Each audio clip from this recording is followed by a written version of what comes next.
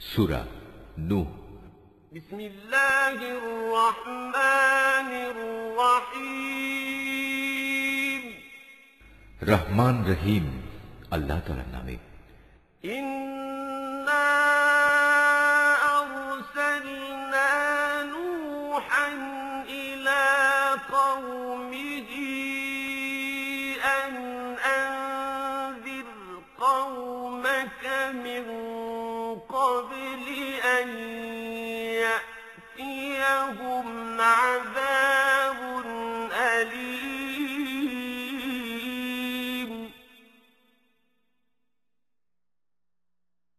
قال يا قوم إني لكم نذير مبين أن اعبدوا الله واتقوه وأطيعون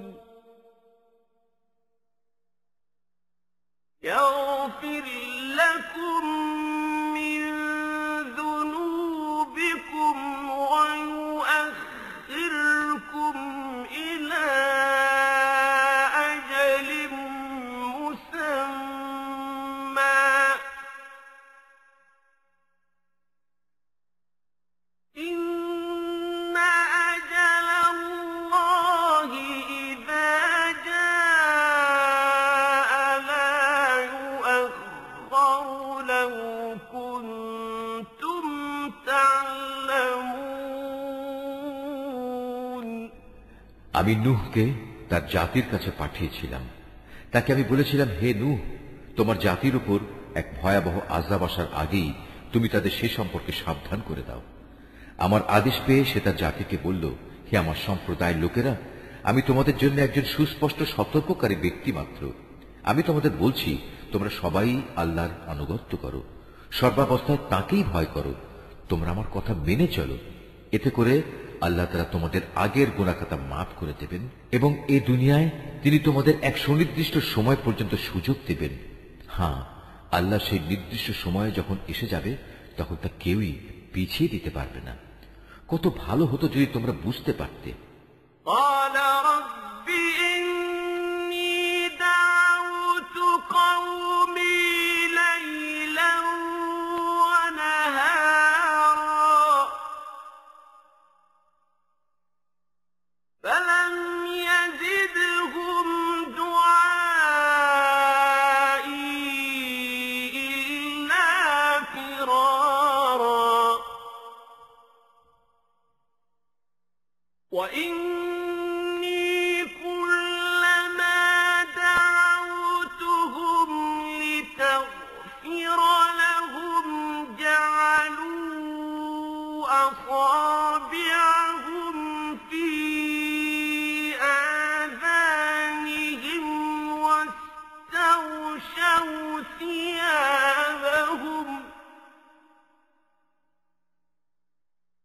واستغشوا ثيابهم وأصروا واستكبروا استكبارا ثم إني دعوتهم جهارا ثم إني أعلنت لهم وأسررت لهم إسرارا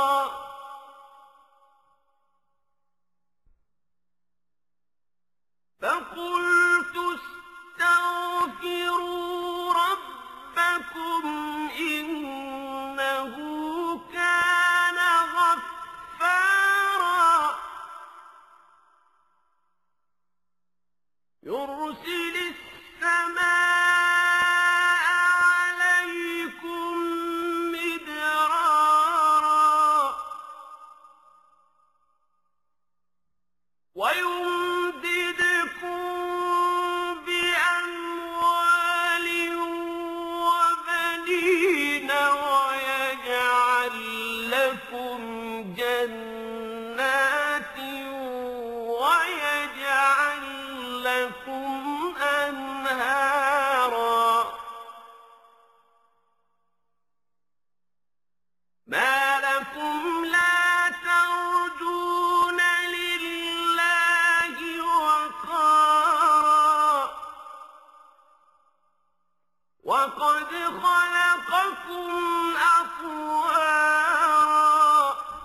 নিরাশ হয়ে আল্লাহকে সে বলল, হে আমার মালিক, আমি আমার জাতির মানুষগুলোকে দিনে রাতে সব সময়ই ইমানের দাওয়াত দিয়েছি, কিন্তু আমার এই দিবানিশি দাওয়াতের ফলে সত্য থেকে পালিয়ে বেড়ানো ছাড়া তাদের আর কিছুই বৃদ্ধি হয়নি।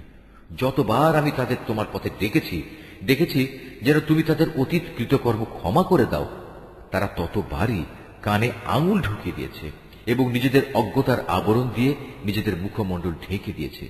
শুধু তাই নয়, তারা ক্ষমাহীন জেদ ও অহমিকা প্রদর্শন করেছে, হেদায়েতকে অবজ্ঞা করার ঔদ্ধত্য প্রদর্শন করেছে। তারপরেও আমি তাদের কাছে প্রকাশ্যভাবে দ্বীনের দাওয়াত পেশ করেছি, তাদের জন্য আমি দ্বীনের প্রকাশ্য ঘোষণা দিয়েছি, আমি চুপে চুপেও তাদের কাছে দ্বীনের কথা পেশ করেছি। বারবার আমি তাদের বলেছি, অহমিকা বাদ দিয়ে তোমরা তোমাদের মালিকের দুয়ারে নিজেদের অপরাধের জন্য ক্ষমা প্রার্থনা করো। নিঃসন্দেহে তিনি আল্লাহ তাআলা অত্যন্ত ক্ষমাশীল।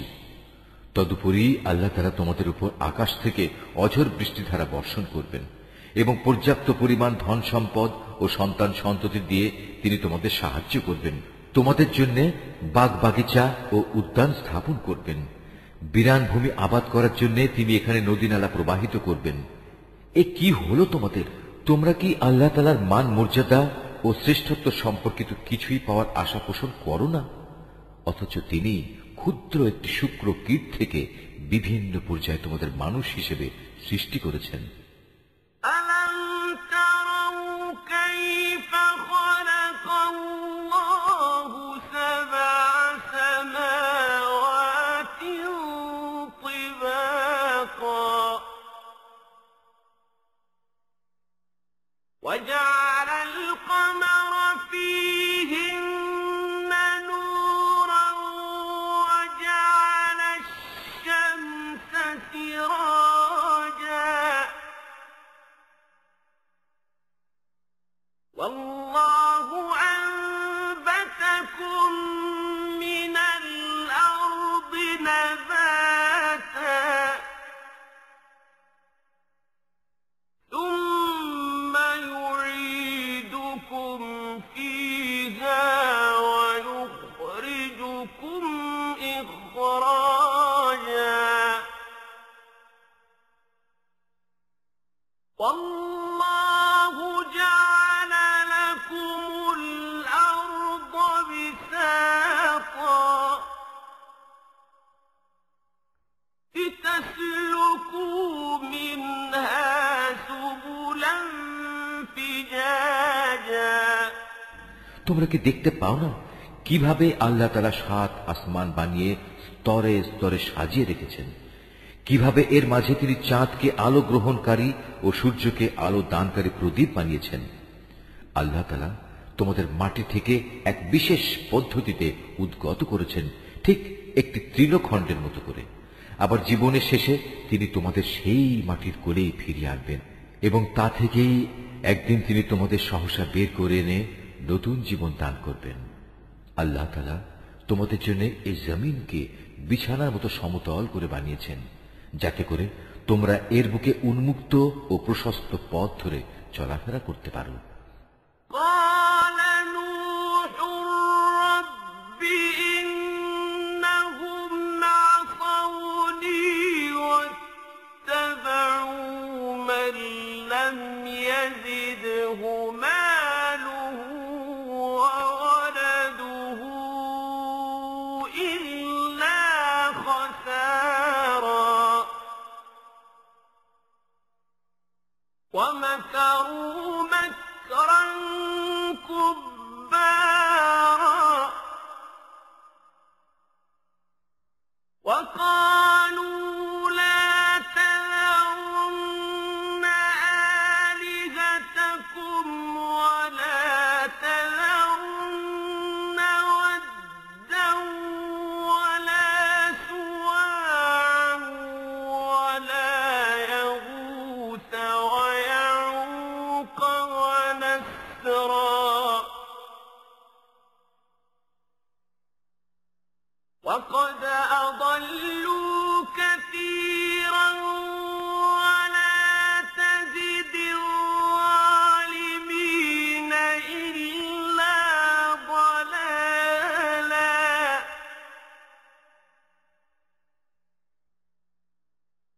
مما خطيئاتهم أغرقوا فأدخلوا نارا فلم يجدوا لهم من دون الله أنصارا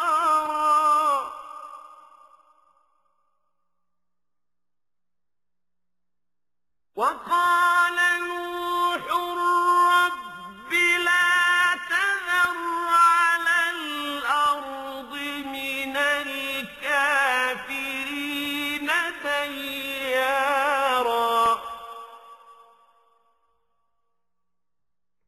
إنك إن تذرهم يضلوا عبادك ولا يلدوا إلا فاجرا كفارا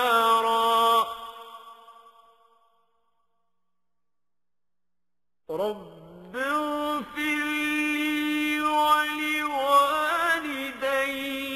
ولمن دخل بيتي مؤمنا وللمؤمنين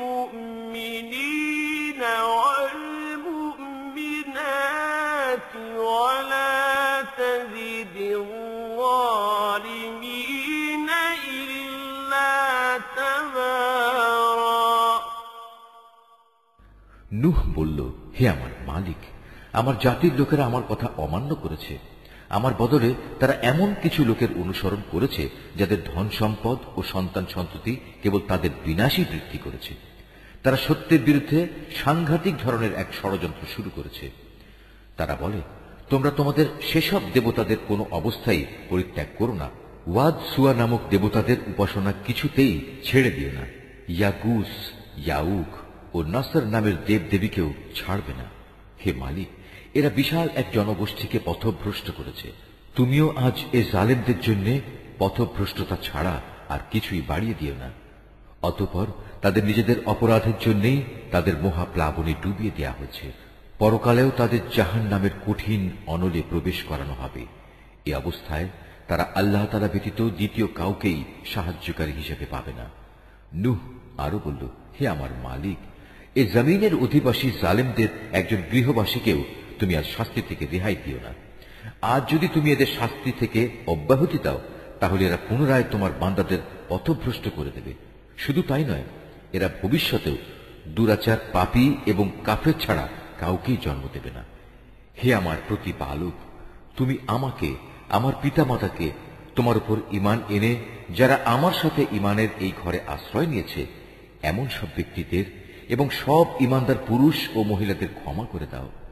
জালেমদের জন্য চূড়ান্ত ধ্বংস ছাড়া কিছুই তুমি বৃদ্ধি করো না।